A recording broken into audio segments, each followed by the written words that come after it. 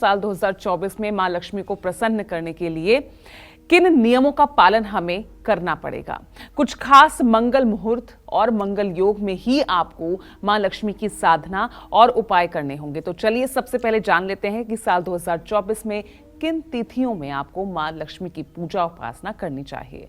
तो बताइए पंडित जी, मां लक्ष्मी की साधना किस तरह से सफल हो सकती है कि पूरा साल भर धनवान रहे, मां लक्ष्मी की कृपा बरसती रहे। तो खास तौर से क्योंकि सबसे पहले हम तिथियों के बारे में जानना चाहेंगे पंडित जी। देखिए, ऐसा है, माँ लक्ष्मी की पूजा में अनेक प्रकार के नियम, प्रतिबंध, सिद्धांत और निषेध ये बनाए गए हैं। अगर हमारे शास्त्रों की बात की जाए तो लक्ष्मी जी की विशेष कृपा प्राप्त करने के लिए या किसी विशेष उद्देश्य की प्राप्ति के लिए नियमों का पालन करना बहुत जरूरी है। अगर आप कोई अनुष्ठान कर रहे हैं, कोई साधना कर रहे हैं, कोई आपका संकल्प है, तो आपको नियमों की अनदेखी करना या असावधानी पूर्वक पूजा करना यह हानिकारक साबित हो सकता है।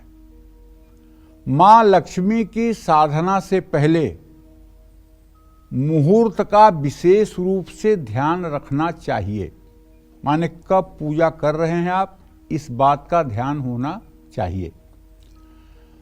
2024 में लक्ष्मी साधना के विशेष नियम अगर आप ध्यान में रखेंगे तो पूरे साल मां लक्ष्मी का आशीर्वाद आपके और आपके कारोबार पर बना रहेगा।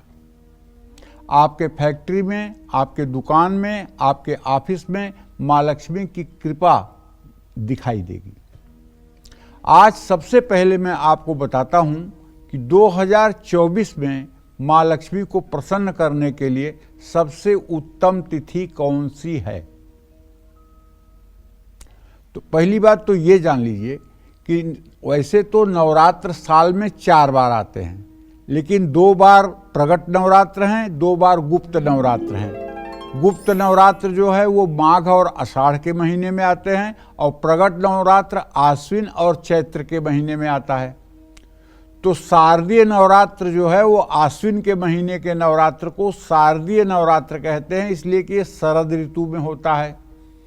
और चैत्र का नवरात्र जो अभी आने वाला है, ये इसको वासंतिक नवरात्र कहते हैं, क्योंकि ये वसंत ऋतु में होता है। तो माँ शक्ति की उपासना के लिए और साधना के लिए साल में दोनों नवरात्र बहुत ही महत्वपूर्ण हैं।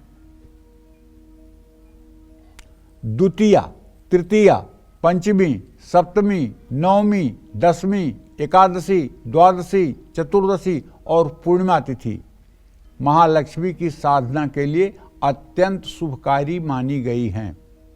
ये 10 तिथियां लक्ष्मी पूजन के लिए शुभ और अनुकूल मानी गई हैं।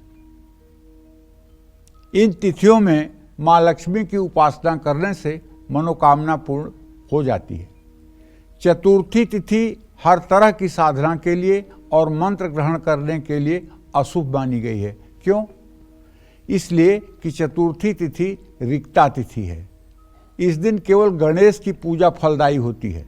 चतुर्थी तिथि के दिन दूसरे देवी देवताओं की पूजा फलदायी नहीं होती है। सिर्फ भगवान गणेश की पूजा चतुर्थी के दिन की जाए तो वो कल्पवृक्ष के समान फल देने वाला बन जाता है। जय मां विंध्यवासिनी।